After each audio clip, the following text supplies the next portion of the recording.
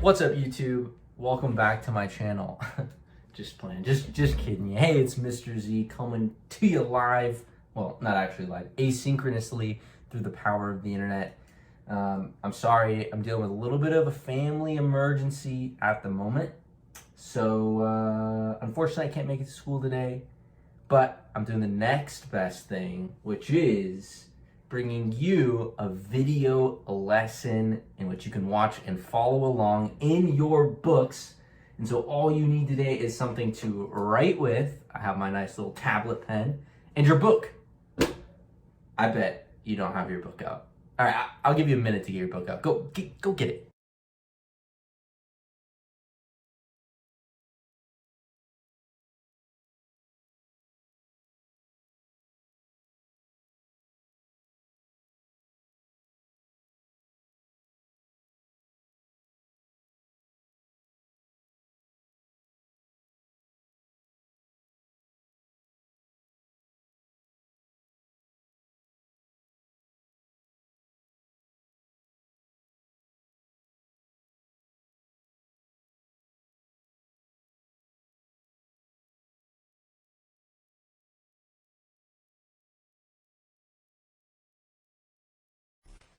This video is sponsored by Raid Shadow Legends. Join today.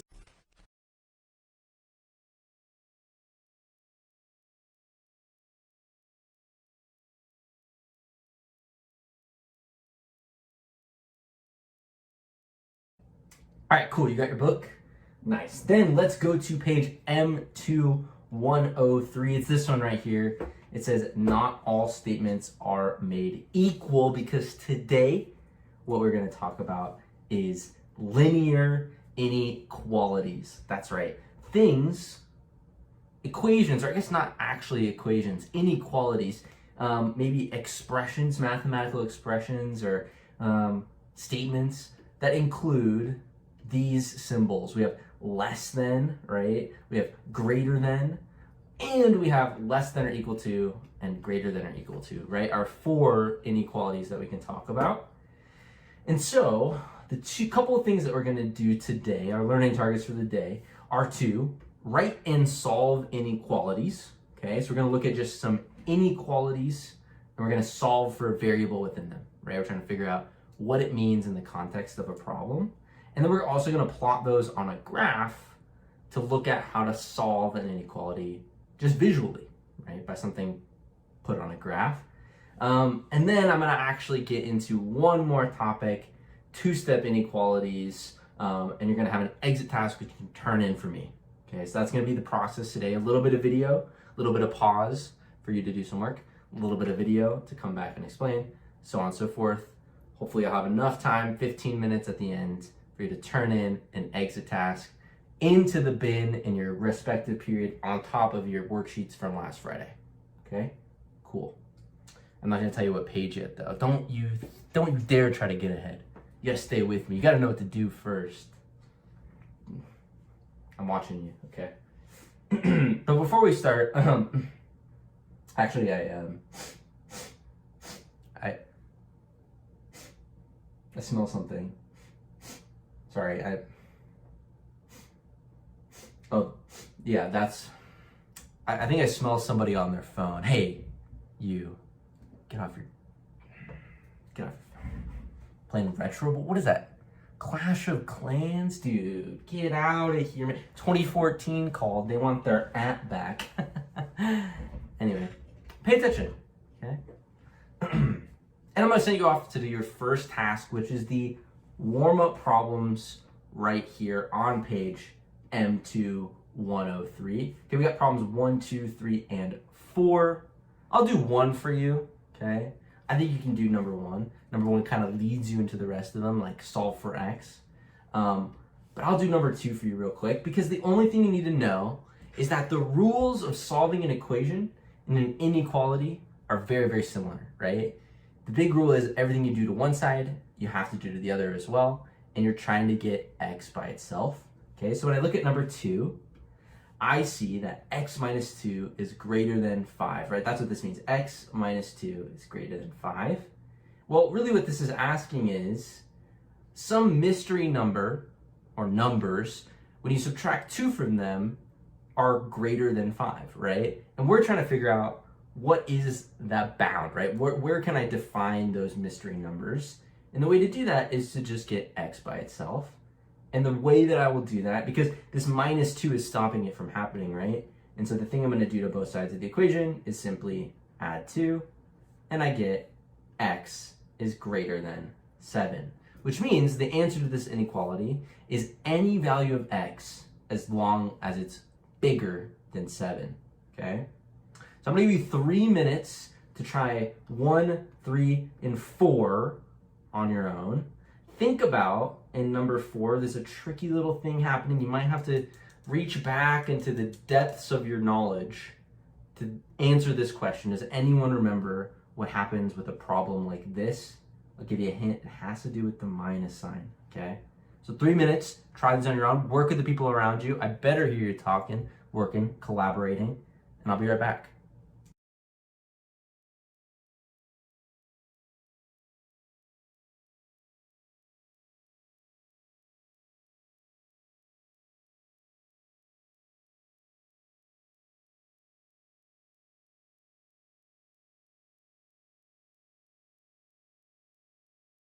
Hey, sorry to interrupt the 3 minutes. Some people aren't working on their thing. You should get to it.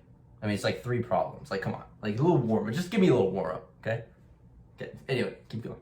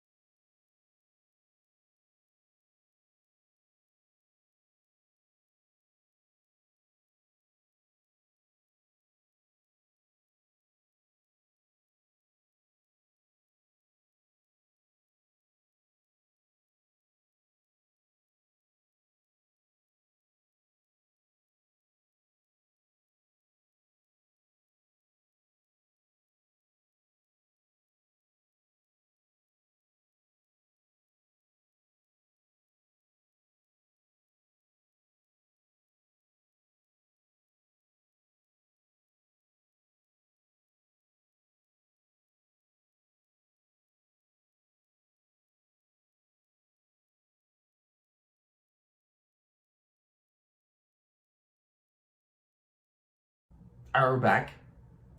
Hopefully you have answers to 1, 3, and 4. In this part, I would call on you randomly, but unfortunately, I don't have the power to do that asynchronously. So I'm just going to explain a couple of them. I want you to be thinking about, does that align with what you did or what the people around you did, okay? So number 1, pretty simple. It's a one-stepper. I'm trying to figure out what plus 1 equals 6. Well, I can think about that in my brain, right? Or I could just do the algebra step, subtract 1 from both sides, and I get x equals 5, okay? But that's different from these inequalities because this one only has one answer, right? There's only one value of x that makes it true. However, for these other ones, there's a lot. There's a lot more values of x. In fact, there's maybe even infinite values of x that could make it true. For instance, in number 3, it's saying this, it's saying x divided by 3, or x over 3, is less than or equal to -1. All right, x over 3 is less than or equal to -1. Well, if it helps, you can just pretend this is an equal sign, okay? You can just pretend this is an equal sign for some of these problems, but really, you don't have to think about the inequality quite yet. Maybe you do in number 4. All you have to do is think about what's the operation I want to perform to cancel out the 3 on the bottom, right? X is being divided by 3. So the thing I'm going to do is the opposite of division, multiplication. So I'm going to multiply both sides by 3. Totally legal, right? Even though I'm doing something to both sides, it's not going to change my inequality around, all right? And so 3 multiplied by the division of 3 is going to cancel out. I'm left with 1x. And then I just keep my sign the same. It's going to be less than or equal to. And then the right side is -1 times 3 is -3. And there's my answer. Which means the solutions for this inequality, right, is any value of x so long as it's less than or equal to -3. All right? Well, number 4, okay, this is the tricky one. This is the one that something weird is happening. I'll give you a hint there. Does anyone remember the weird thing that's happening? Go ahead and shout it out. Not all at once, guys. Got it. No one, maybe someone remember. Hopefully someone said it. I have no idea of knowing. I'm recording a video. Anyway, here's what happens, okay? And it has to do with the minus sign. And really, the tricky part of this is that minus signs or negative numbers are weird with inequalities, because you always think about like, oh, is a big negative number like -17, is that bigger than -10? Well, maybe in absolute value, but in value, it's actually more negative, which means it's less than. It's confusing, right? And so there's one thing you just got to remember. And I'll give you 2 ways of remembering it, okay? I'll give you 2 ways of remembering it. So first, I want to talk about what you would do if this was just an equal sign, right? If this was hypothetically -x equals 4, well, that's really the same as -1x is equal to 4. And then you just have to cancel this -1. And you can do that by dividing by -1 to both sides, or even multiplying, because you just want to cancel a negative, like multiplying a negative times a negative. But dividing works, right? So you would divide those out, and then you get 4 divided by -1. Well, that's x equals -4. So like -x equals 4, that means that positive x equals -4, right? Well, the rules are a lot different, not a lot different, just a little bit different with the inequality, okay? And it has to do with this. And this is something you just have to remember, okay? If you want to flip a sign, right? So if you want to change a sign or flip a sign meaning like positive / negative, right? You have to flip all the signs, okay? Now, that's actually true for equations as well. It's just that an equal sign, when it's flipped, is the same thing, right? It's an equal sign. And so what I mean by that, what I mean by if you want to flip a sign, you got to flip all the signs, is this. Let me give myself a little bit more space. Sorry. Some keywords that you're going to want in a second. Okay, so let's look at this problem one more time. We have -x is greater than 4. If I want to flip a sign, meaning I want to get rid of this minus sign, you know, I could do that by dividing by -1 to both sides.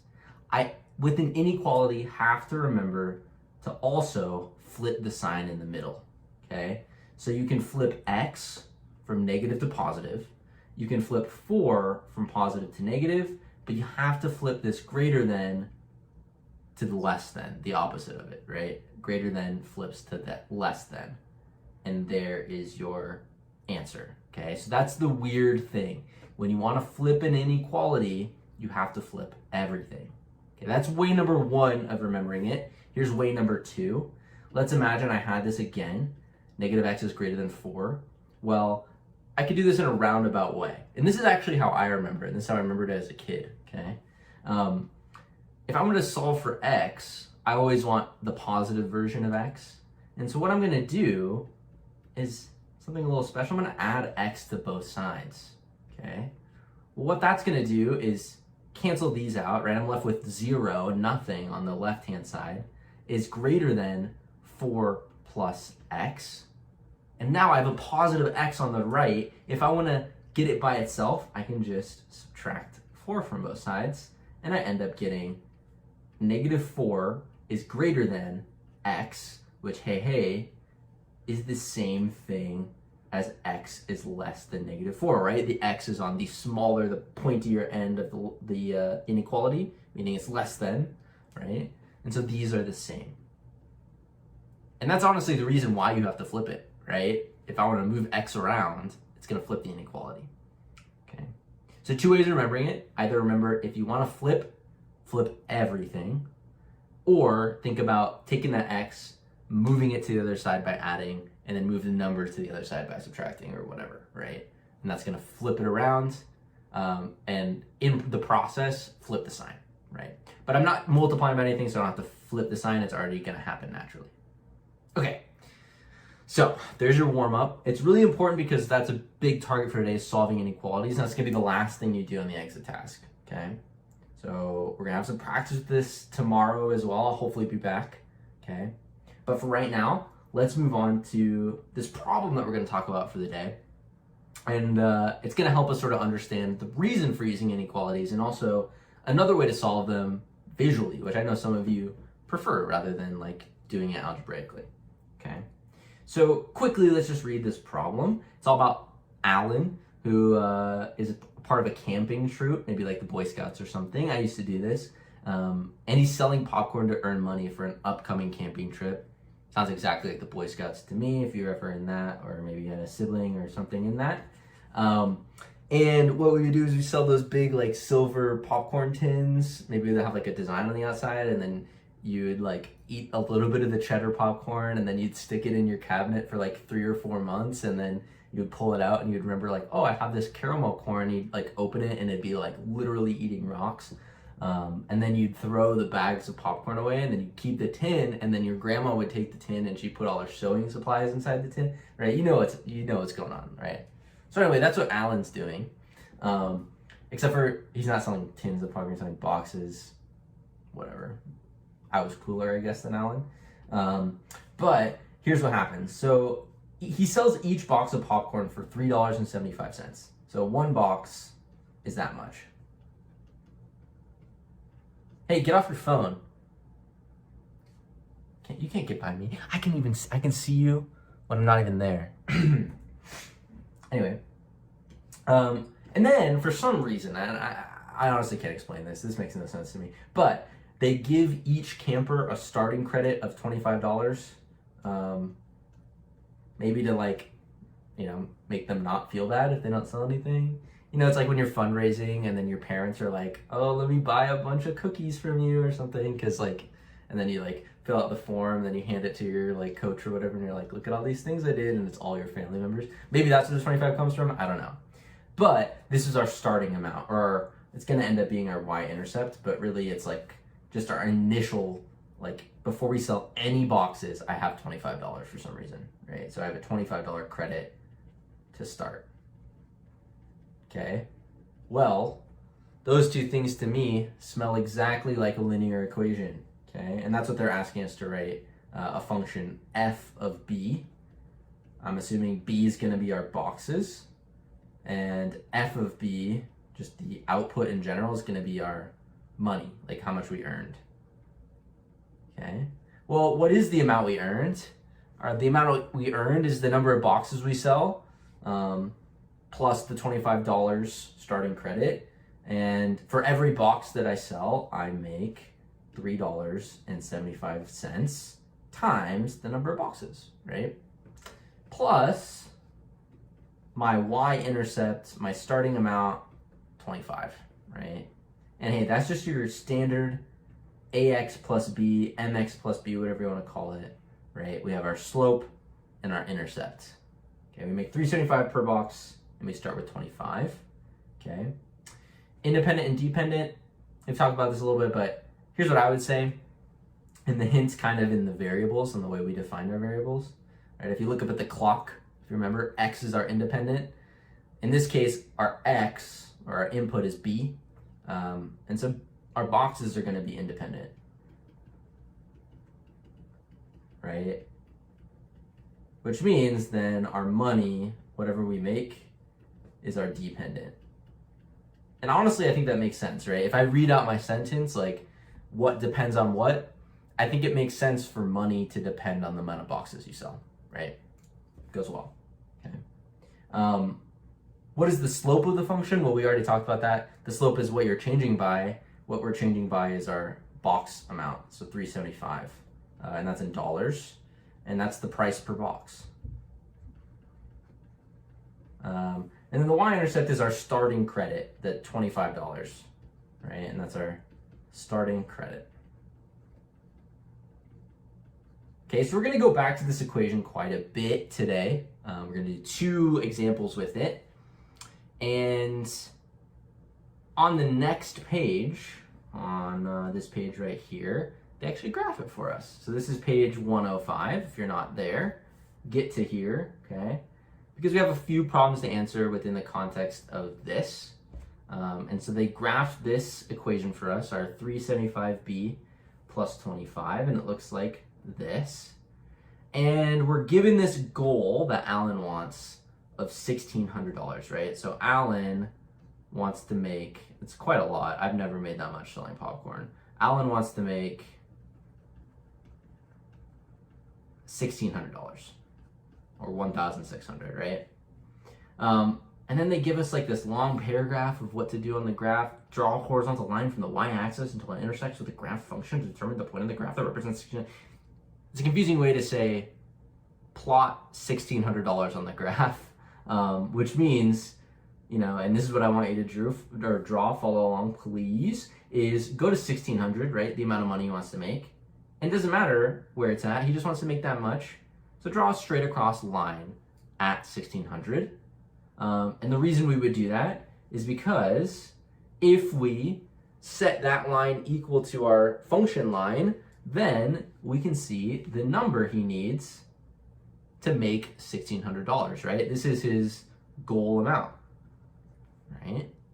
And if we can figure that out, if we can just look down and figure out how much he needs to sell, well, it would fall right here, right? This is where his line meets his goal, which is at the X value, or the number of boxes. The number between 360 and 480 is 420. Thanks, Carnegie. What a great number to throw into a high school math book. So fun to use. Okay, so he needs to sell 420 boxes because that will give him $1,600, right? That'll give him $1,600. Okay. And on a number line, what would that look like? Well, 420 boxes on a number line, you would just put a little dot there. And that's it, right? You just fill in that dot. Okay, so how does this relate to what we were talking about with inequalities? Great question. Let's go and look at the next page here, okay? This is page 106, right? And 106. And they're telling us, once again, draw that line at 1,600. So go ahead and do that. Once again, draw a dashed line across at 1,600. But now they're telling us to look at a different part of the graph, or something more specific maybe. They're saying, analyze the region of the graph that lies below the horizontal line. Okay, below the horizontal line. Let's say that's like all of this stuff, right? Everything in blue is below the horizontal line, but up to and including the point intersected by the line. What does that mean? Well, that means our 420 point, right? This point right here. Meaning, I want to look at everything that's in this double shaded area, right? Less than the number of boxes and less than my goal, right? So you see this sort of like nice little blue shade. That's the area I want because that's below my goal in money and below my goal in boxes, okay? And so what this represents in this context is not achieving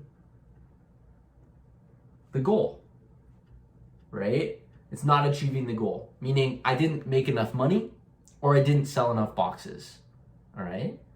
Well, let's think about that in terms of an inequality, right? In that last example in problem 1, we saw that when we wanted $1,600, we had to sell 420 boxes. But in this case, if I don't reach that goal, that means 2 things. Number 1, my boxes, which was the letter B, right? Boxes, is less than 420, right? The number of boxes, I guess he says up to and including the point, so less than or equal to 420. And actually, you kind of achieved the goal. Sorry, I just realized because it says up to and including, not achieving the goal or exactly achieving it. Sorry.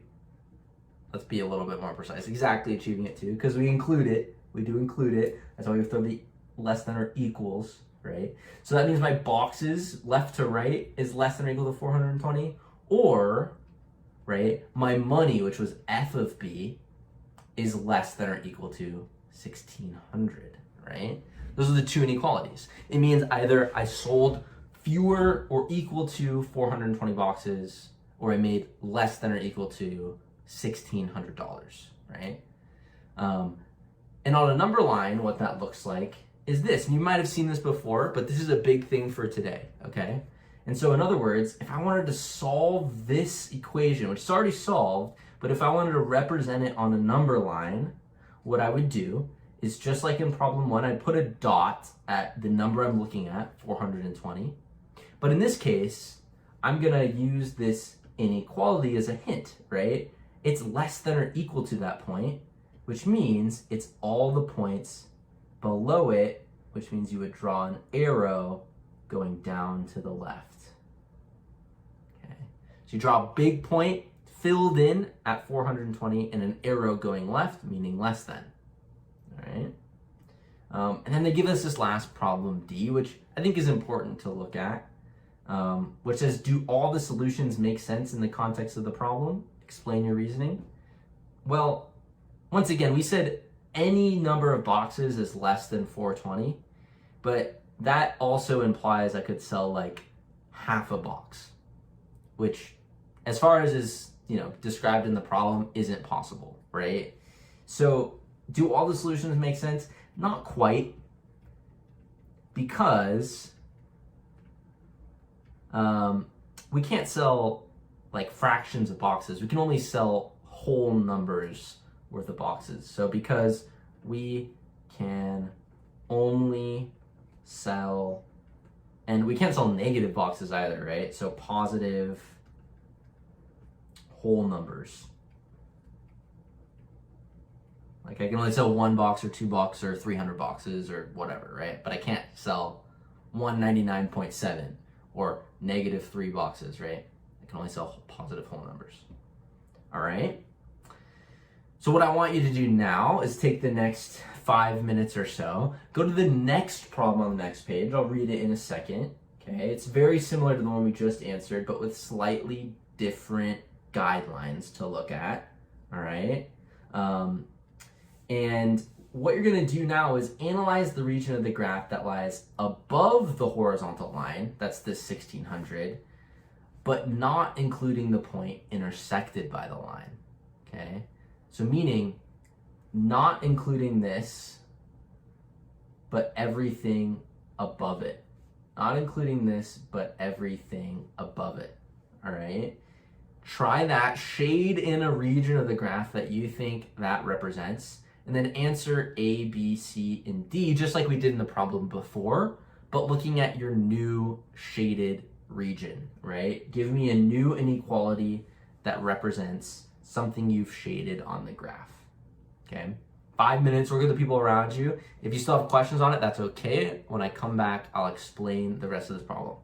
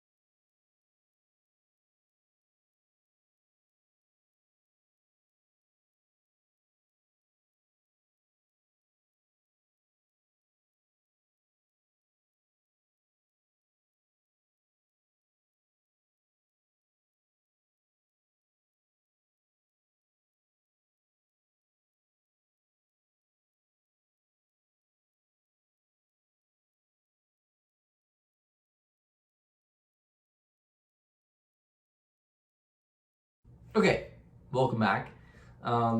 Hopefully you got a chance to answer this, and I think there's a couple ways to interpret this. Okay, so even if you and someone else did something different, I think it's okay, because in the context of the problem, we're really thinking about like this thing where we're selling boxes like in whole numbers, but we're equating that to a graph. It's not always going to line up, right?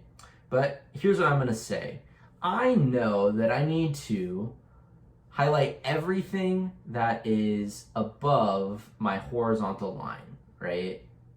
Right here, okay? I'm highlighting everything above my horizontal line. I don't know why I stopped it right there. It could go further across, I guess, just like I had it in the previous problem. Oh, that's like attached. Never mind, sorry. But I also want to not include the point intersected by the line. Meaning I don't want to include this line right here, which means I really just want to shade this area, right? Everything above, but not including the point. You could have also just shaded this as well. I would accept that. But I think because they're trying to get us to look at above in both directions, like above in money and above in boxes, this is the money area, okay? And that represents overachieving the goal, right? That's going above and beyond. Okay, so that's overachieving. And what that means is you've sold more than 420 boxes, or in other words, B is greater than 420. Okay. Now notice it says not including, and so what I'm going to use is the strictly greater than sign, right? The one that doesn't have the equals, only greater than 420, okay? And now what I'm gonna say on the number line is very similar, right? Except I'm gonna look at this point 420, but I don't want to include it, all right? So I'm trying to think about what's a way that I could signify to show a number on the number line, but not include it. I don't know if you've seen it before. Maybe you have, maybe you haven't. But we actually draw an open circle, right? An open circle at that point, and then we draw the arrow in the direction of the inequality, right? Greater than, so to the right, more, bigger, okay? And then for D, do all the solutions make sense? No, not quite. Same answer as last time. We can only sell positive whole numbers. So, not quite. Okay, cool. So, what does this mean in the context of this unit? Well, we have two ways of looking at solving inequalities. We had our algebraic way, right, where we sort of do things to both sides.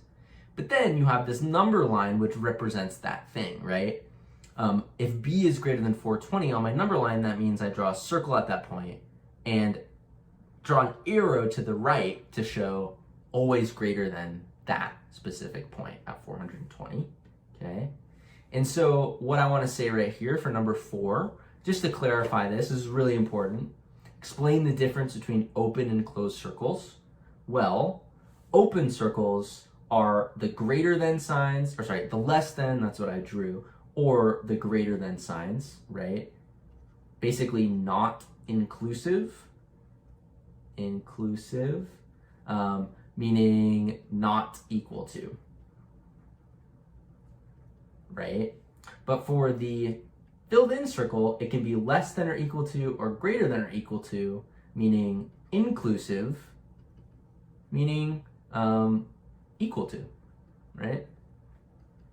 Or greater than or equal to, it includes that point, right?